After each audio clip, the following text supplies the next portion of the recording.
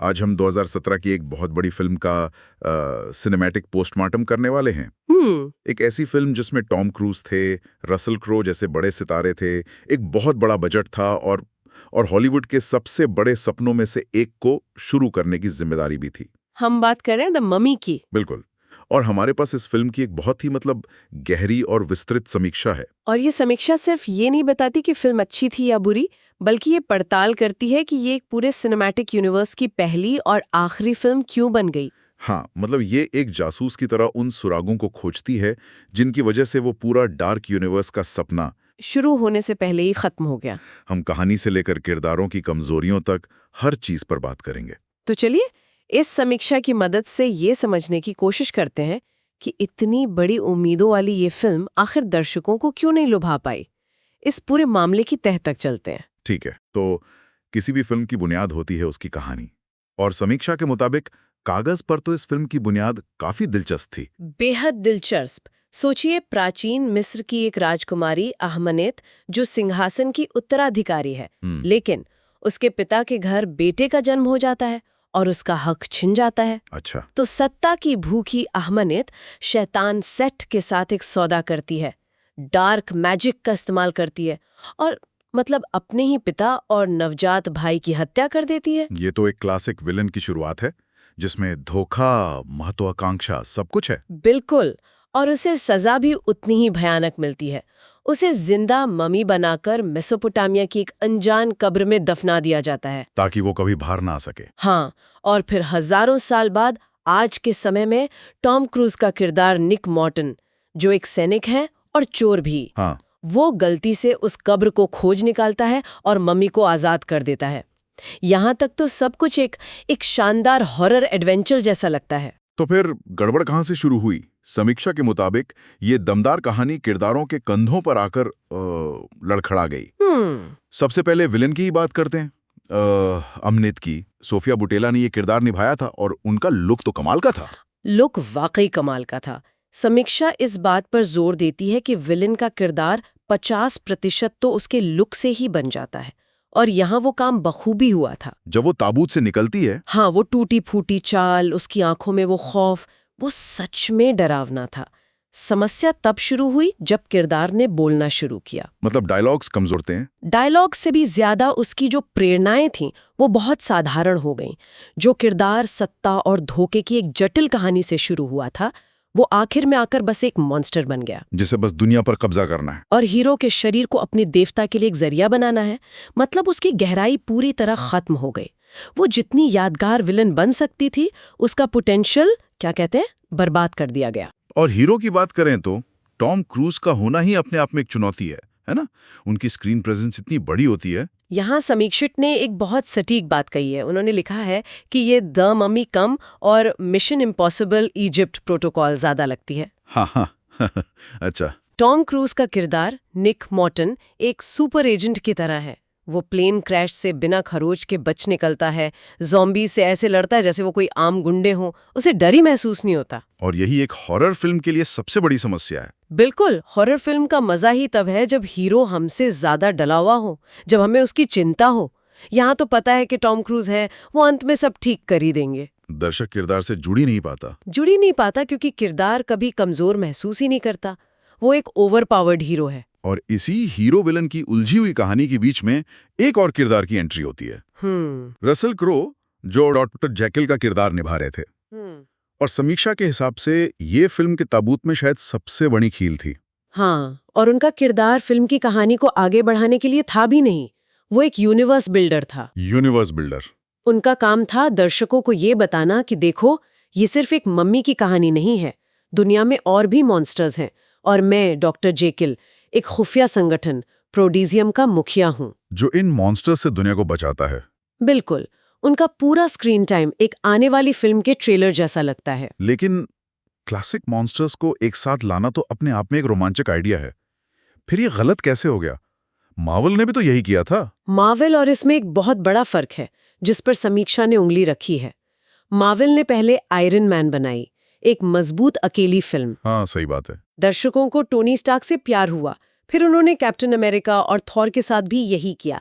उन्होंने पहले दर्शकों का भरोसा जीता, एक एक किरदार से रिश्ता बनवाया और फिर उन सबको दी एवेंजर्स में एक साथ लेकर आए। हाँ, और यहाँ पहली ही फिल्म में दर्शकों से कहा जा रहा है कि आप इस कहानी को छोड़िए और हमारे आने वाले डार्क यूनिवर्स के लिए उत्साहित हुइए। मतलब फिल्म दर्शकों से भावनात्मक जुड़ाव बनाने से पहले उनसे एक बिजनेस प्रपोजल साइन करवा रही थी। बिल्कुल सही, और यही कोशिश फिल्म की सबसे बड़ी असफलता बनी। बाकी किरदारों को तो समीक्षा में भूल जाने लायक बताया गया है। और शायद यही सबसे बड़ी वजह थी कि फिल्म अपनी पहचान ही खो बैठी। हाँ, जब आप अपनी कहानी से ज्यादा आने वाली 10 फिल्मों के बारे में सोच रहे हो तो आप ये भूल जाते कि आप अभी जो फिल्म बना रहे हैं वो असल में है क्या। एक पहचान का संकट। बिल्कुल। फिल्म यह तय ही नहीं कर पाती कि उसे एक डरावनी हॉरर फिल्म बनना है या एक एक्शन से भरपूर एडवेंचर। तो ये दोनों में से कुछ भी नहीं बन पाई। समीक्षा के अनुसार ये दोनों ही बनने में नाकाम रही। जब हॉरर की बात आती है तो फिल्म में गिने चुने जंप स्केयर्स हैं, अचानक डराने वाले पल। हाँ, और वो भी इतने प्रिडिक्टेबल हैं कि आप पहले से ही तैयार हो जाते हैं। मम्मी का डर या प्राचीन श्राप का खौफ वो महसूस ही नहीं होता। तो फिर हॉरर की जगह फिल्म में क्या है? उसकी जगह है एक्शन और सीजीआई का शोर।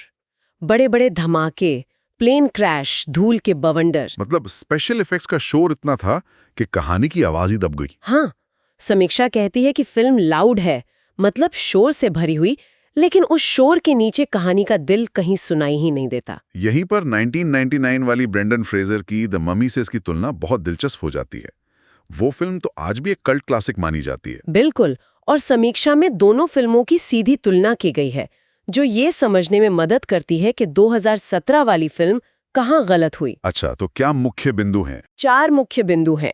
पहला है टोन, यानी फिल्म का मिजाज। 1999 की फिल्म एक मजेदार रोमांचक एडवेंचर थी, उसमें कॉमेडी थी, रोमांस था, एक चुलबुलापन था। हाँ, उसे देखते हुए मजा आता था। वहीं 2017 वाली फिल्म बहुत उलझी हुई और गंभीर है। वो द डार्क नाइट की तरह डार्क बनने की कोशिश करती है, लेकिन उस कोशिश में अपना मजा और आत्मा दोनों खो देती है। दूसरा बिंदु जरूर विलन का होगा। 1999 के इम्होते को तो आज भी लोग याद करते हैं। सही, दूसरा है विलेन। 1999 का इम्होतेप यादगार था।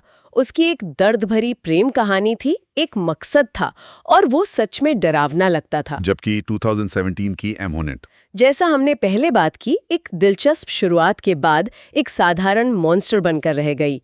उसका किरदार व्यर्थ हो गया। और हीरो ब्रेंडन फ्रेजर का रिक ओकोनेल बनाम टॉम क्रूज का निक मॉर्टन। ये तीसरा और शायद सबसे अहम बिंदु है। 1999 का हीरो रिक ओकॉनेल भरोसेमंद और रिलेटेबल था। वो कोई सुपर हीरो नहीं था, वो गलतियां करता था, डरता था, लेकिन फिर भी हिम्मत दिखाता था। दर्शक उससे खुद को जोड़ पाते थे। बिल्कुल। 2017 का हीरो निक मॉर्टन एक टिपिकल टॉम क्रूज का किरदार है, परफेक्ट, जिसे कोई खरोच तक नहीं आती। वो एक एक्शन फिगर जैसा लगता है, इंसान जैसा कम। और आखिरी और शायद सबसे जरूरी बिंदु, फिल्म को दोबारा देखने की इच्छा। चौथा और आखिरी बिंदु, रीवॉच वैल्यू। समीक्षा के अनुसार 1999 की फिल्म की रीवॉच वैल्यू बहुत ज्यादा है। लोग आज भी उसे देखना पसंद करते हैं। उसका चार्म आज भी बरकरार है। हाँ, जबकि 2017 वाली फिल्म को ज्यादातर लोग एक बार देखकर ही भूल जाना चाहेंगे।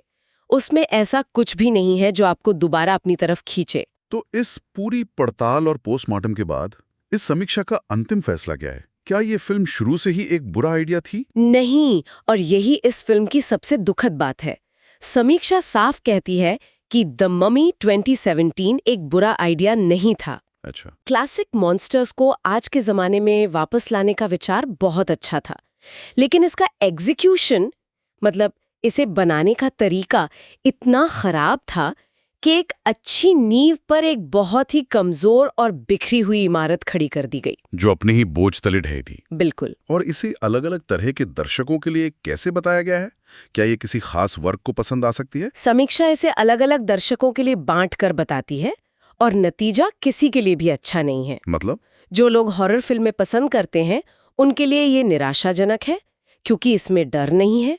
जो एडवेंचर पसंद करते हैं उनके लिए ये नीरस है, और जो सिर्फ टॉम क्रूज के फैन हैं उनके लिए एक औसत फिल्म। हाँ, उनके लिए ये उनकी बाकी एक्शन फिल्मों की तरह ही एक औसत, भूल जाने लायक फिल्म है। तो कुल मिला के रेटिंग क्या दी गई है? कुल मिला के समीक्षा में इसे 5 में से 2 स्टार की रेटिंग दी गई है, और ये साफ लिखा है कि ये 2 स्टार भी सिर्फ फिल्म के विजुअल इफेक्ट्स और कुछ शुरुआती दृश्यों के लिए हैं। कहानी या किरदारों के लिए नहीं। बिल्कुल नहीं।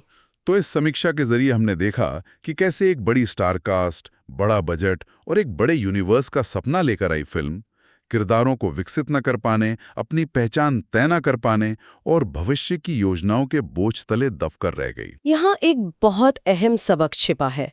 इस समीक्षा का सबसे बड़ा निचोड़ ये है कि द ममी की नाकामी सिर्फ एक खराब फिल्म की कहानी नहीं है। ये हॉलीवुड के बेसब्र होने का एक जीता जागता सबूत है। ये साबित करता है कि दर्शक किसी यूनिवर्स को खरीदने नहीं आते, वो पहले एक अच्छी कहानी, एक यादगार किरदार को खरीदने आते हैं। डार्क यूनिवर्स की मौत इसलिए हुई क्योंकि उसने पहली शानदार किताब लिखने से पहले ही पूरी लाइब्रेरी बेचने की कोशिश की। या सोचने पर मजबूर करता है। तो क्या आज के दौर में हर कहानी को एक बड़े यूनिवर्स का हिस्सा बनने की जरूरत है, या फिर कुछ कहानियां अकेले में ही ज्यादा बेहतर, ज्यादा शक्तिशाली होती हैं? ये एक ऐसा सवाल है जिसका जवाब शायद स्टूडियोज को दर्शकों की पसंद से सीखना होगा, न कि अपनी बैलेंस शीट से।